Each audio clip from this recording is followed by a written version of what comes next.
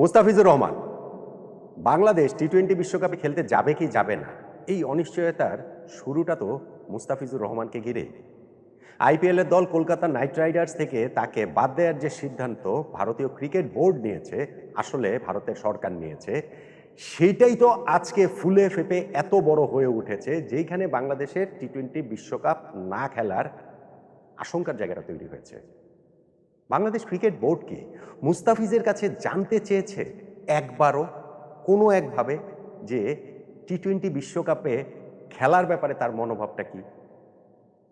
লিটন দাস বাংলাদেশের টি-20 টিমের ক্যাপ্টেন, তিনিই তো দলকে নেতৃত্ব দিয়ে ভারতে নিয়ে যাবার কথা অরিজিনাল সূচি অনুযায়ী। সেইখানেই আমাদের 4টা ম্যাচ খেলার কথা। দুই দেশের মধ্যে যেই উগ্রতা ছড়িয়ে পড়েছে, সেইখানটাতে আমাদের ক্যাপ্টেন লিটন দাসের একটা অবশ্যই রোল থাকার কথা এবং সেই প্রভাবটাও থাকাটা উচিত। বাংলাদেশ ক্রিকেট বোর্ড কি তার কাছে জানতে চেয়েছে যে টি-20 বিশ্বকাপ তারা খেলতে চায় কি চায় না? আমাদের ভাইস ক্যাপ্টেন সাইফ হাসান এবং আমাদের টিমের আরও যারা রয়েছেন 15 জন যে ক্রিকেটার রয়েছে, সেই ক্রিকেটারদের সঙ্গে বাংলাদেশ ক্রিকেট বোর্ড কি এই আলোচনার জায়গাটা গিয়েছে কিনা, ঘটনা প্রবাহ যেই জায়গায় চলে গিয়েছে তাতে করে তাদের মতামতটা আমাদের ক্রিকেট বোর্ড জানতে চেয়েছে কিনা, আমার একটা প্রশ্ন, খুবই সিম্পল প্রশ্ন। দেখুন, ঘটনাটা ক্রিকেটের মধ্যে নেই, ক্রিকেট বোর্ডের মধ্যেও নেই, এবং অবভিয়াসলি ক্রিকেটারদের মধ্যে তো থাকার কোনো কারণই নেই। ডিসিশন মেকার তারা না, তাদেরকে যেটা বলা হবে তারা সেটাই করবেন। ক্রিকেটের অভিভাবক সংস্থা হিসাবে বিসিবির সিদ্ধান্তই চূড়ান্ত, বিসিবির অভিভাবক সংস্থা হিসাবে যুব ক্রীড়া মন্ত্রণালয়ের সিদ্ধান্ত চূড়ান্ত, যুব ক্রীড়া মন্ত্রণালয়ের অভিভাবক সংস্থা হিসাবে বাংলাদেশ সরকারের সিদ্ধান্ত চূড়ান্ত, সবই ঠিক আছে। কিন্তু ফাইনালি গিয়ে মাঠে তো খেলবেন ক্রিকেটাররা, এবং ক্রিকেটের সবচেয়ে বড় স্টেক হোল্ডার তারা।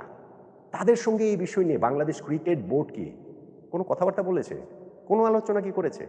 সেটা কি করা দরকার ছিল না?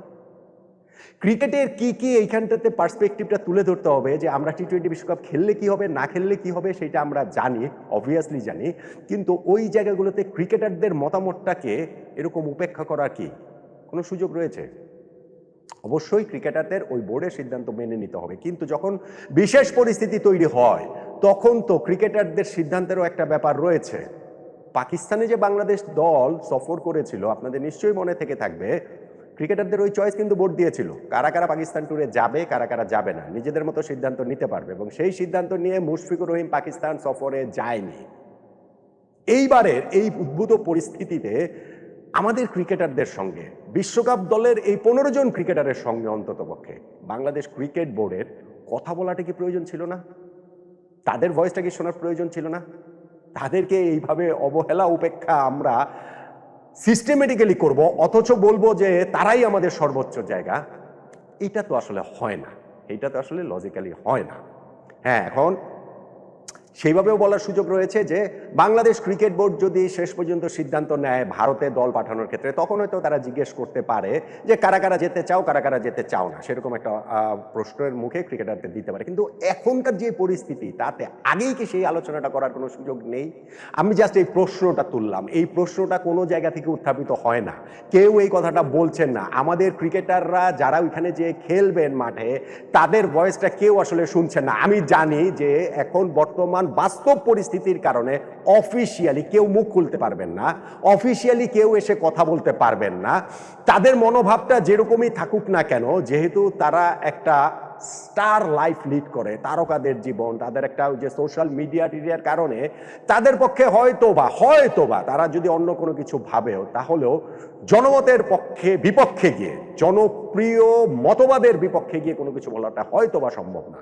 কিন্তু ক্রিকেট বোর্ড তো তাদের কাছে জানতে চাইতে পারে, ক্রিকেট বোর্ড তো তাদের সঙ্গে সেই আলোচনাটা করতে পারে, এবং সেই আলোচনাটা তো বাংলাদেশ ক্রিকেট বোর্ড বাংলাদেশ সরকারের কাছে প্লেস করতে পারে যে আমাদের এই ক্রিকেটারদের মনোভাবের। আমি কিন্তু বলছি না যে ক্রিকেটারদের মনোভাব যে অবশ্যই খেলতে যাব, কিংবা অবশ্যই খেলতে যাব না, কিংবা অবশ্যই ভারতে খেলতে যাব, কিংবা অবশ্যই ভারতে খেলতে যাব না, আমি সেটা বলছি না, কিন্তু আমি বলছি যে সেই আলোচনাটা আসলে হবে না কেন। ক্রিকেটাররা বিপিএল খেলছেন, তারা এতদিন সিলেটে ছিলেন, এগুলো কোনো এক্সকিউজ হতেই পারে না। সিলেটে ছিলেন, সেইখানটাতে তো আমাদের ক্রিকেট বোর্ড প্রেসিডেন্ট থেকে শুরু করে ক্রিকপ চেয়ারম্যান বা আমাদের অন্যান্য বোর্ড কর্তারা যারা আছেন তারা তো রেগুলার গিয়েছেন। ফলে সেইখানটাতে তাদের সঙ্গে বসে একটা মিটিং করাটা খুব যে জটিল ছিল বিষয়টা সেটা নয়, এবং সেইটার প্রেক্ষাপটে যে এই ডিসিশন নেওয়ার ক্ষেত্রে বিরাট কোনো প্রভাব ফেলবে আমি সেটাও বলছি না। কিন্তু ক্রিকেটারদের ভয়েসটা সাধারণ মানুষ যদি নাও জানতে চায়, নাও শুনতে চায়, আবেগের স্রোতে ভেসে গিয়ে, বাংলাদেশ ক্রিকেট বোর্ডে তো শুনতে চাওয়া উচিত, বাংলাদেশ ক্রিকেট বোর্ডে তো জানতে চাওয়াটা উচিত যে এই চলমান ইস্যুটাতে আসলে তারা এই পুরো জিনিসটাকে কিভাবে দেখছে।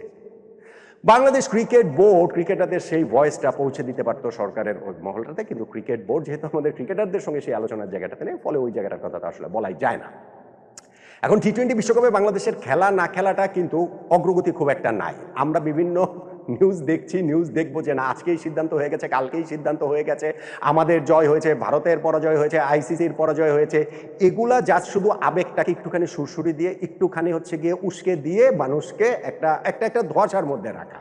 ডিসিশন ভাই আমি আরো 3 দিন আগেই বলেছি এই ডিসিশন হয়নি এবং এই ডিসিশন সহসা হবে না, কেননা এইটা একটা লং প্রসিডিউর। এবং সেইখানটাতে অ্যাটলিস্ট আজকে বাংলাদেশ ক্রিকেট বোর্ড আমাদেরকে একটা মেইল দিয়েছে, সেই মেইলটাতে জানিয়েছে যে আইসিসির সঙ্গে তারা একটা ভিডিও কনফারেন্স করেছে। সেখানটাতে বাংলাদেশ ক্রিকেট বোর্ডের প্রেসিডেন্ট আমিনুল ইসলাম বুলবুল ভাই ছিলেন, 2 ভাইস প্রেসিডেন্ট ফারুক আহমেদ ভাই এবং সাকর হোসেন তারা ছিলেন, সঙ্গে ক্রিকপসের চেয়ারম্যান নাজমুল আবেদিন ফাহিম ভাই ছিলেন, ক্রিকেট বোর্ডের সিইও নিজামুদ্দিন চৌধুরী সুজন ভাই তারা ছিলেন। এবং সেইখানটাতে বাংলাদেশ নিজেদের অবস্থানটা পুনর্ব্যক্ত করেছে, ভারতের মাটিতে গিয়ে আমরা টি-20 বিশ্বকাপ খেলবো না মানে খেলবই না।